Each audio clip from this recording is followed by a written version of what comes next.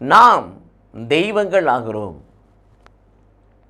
இது இயேசு கிறிஸ்துவுக்குள் பிரியமான என் சகோதர சகோதரிகளை, இந்த நிமிட நட்சத்திரக்கு இயேசுவின் நாமத்தில் நான் உங்களை அன்போடு அழைக்கிறேன்.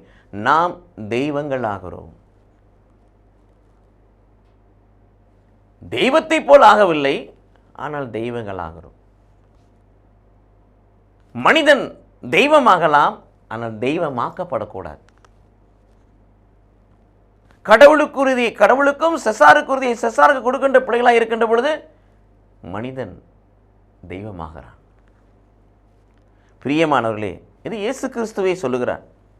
யோவான் நற்செய்தி 10:31 முதல் வாசிக்கின்ற போது சொல்லுகிறார், வார்த்தையை பெற்றுக்கொண்டவர்களே தெய்வங்கள் என்று சொல்லப்படுகிறார்கள். ஒரு மனிதன் எப்பொழுது தெய்வமாக்கப்படுகிறான், தெய்வமாகிறான்னு சொன்னால் கடவுளுடைய பார்வையில் ஆணுடைய வார்த்தையை பெறுகிற மனிதனாய், அவனுடைய வார்த்தையை பார்க்கிற, படிக்கிற, கேட்கிற, தியானிக்கிற, கீழ்ப்படுகிற, அந்த வார்த்தையின்படி வாழுகிற வாழ்வு ஒரு மனிதனுக்குள் போகின்ற பொழுது அவன் தெய்வமாகிறான். தெய்வத்துக்குரிய சுவாபம் அவனுக்குள் வருகிறது, தெய்வ தன்மை அவனுக்குள் வருகிறது, தெய்வீக தன்மையால் அவன் நிரப்பப்படுகிறான். மனித சுவாபம் அவனை விட்டு அகன்று போகிறது. கடவுளுடைய திருவுளத்துக்கும் திட்டத்துக்கும் தீர்மானத்தை தன்னை கையளிக்கக்கூடிய ஒப்புக் கொடுக்கிற பிள்ளையா அவன் மாறுகிறான்.